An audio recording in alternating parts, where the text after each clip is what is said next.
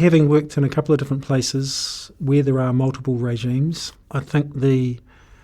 main opportunity, it's probably an opportunity actually at the leadership level, is to focus on the benefits you can get from common knowledge across regulatory regimes and how you can use that to advance each of them in a different way. I think it doesn't matter whether you're in a multi-regime agency or in a single agency, you have to maintain the integrity around focusing on the thing that you're responsible for, the industry you're responsible for, the domain you're responsible for. But it also gives you the opportunity to leverage the common opportunities, whether that's internal or external, around influencing behaviours. So I wonder whether sometimes agencies with multiple regimes join up enough and think about the regulated parties and their interests they might have across the multiple regimes, and whether there are opportunities for that. I think internally also it probably provides richer career paths for people in some ways, both up and down and across. You have an opportunity to work together, but that's often undermined by probably the natural thing that people do is when they join a team or a business group, they get together and work out what their specific goal is and what their specific vision is and how they're going to achieve it. And they get so focused on delivery and that collaboration can often feel like it gets in the way. So as a leader, I think it's important to bring the different functions, the different groups together, if they have got common opportunities that aren't being explored or taken advantage of, and try and shape a discussion around why they're there, what the outcomes that we want are from a broader perspective than the specific regime itself, and explore ways of working together. It kind of sounds simple, but unless you provide that clear direction and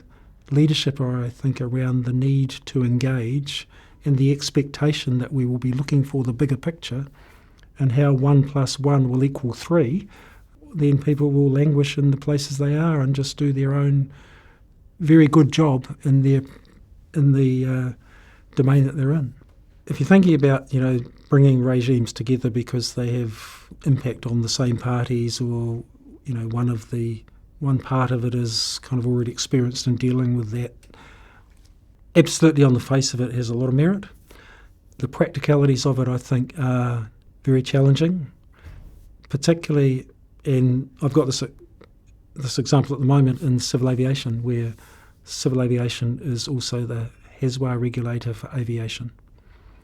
and maritime is the HASWA regulator for maritime, where you're applying a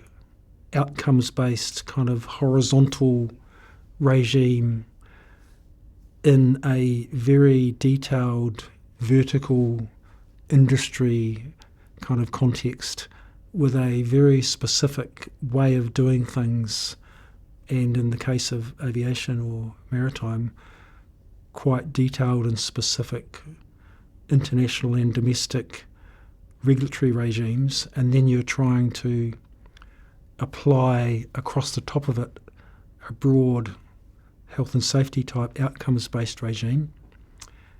The first thing is that it's an extraordinarily large challenge for the regulators themselves, the operational regulators, because they tend to have learned and understood about applying their regulatory craft in a certain way, and the other regime might have a very different way of thinking and a very different perspective on what the outcomes should be. So I think that it takes, and I know that it takes a number of years to build capability to do that, and it requires intensive engagement with people internally in terms of policies, processes, work tools and capability, learning and development type activity, and a willingness for people to open their minds to applying their regulatory models in a different way. It's possible, and I've seen it work well, and I've seen it being a constant struggle too.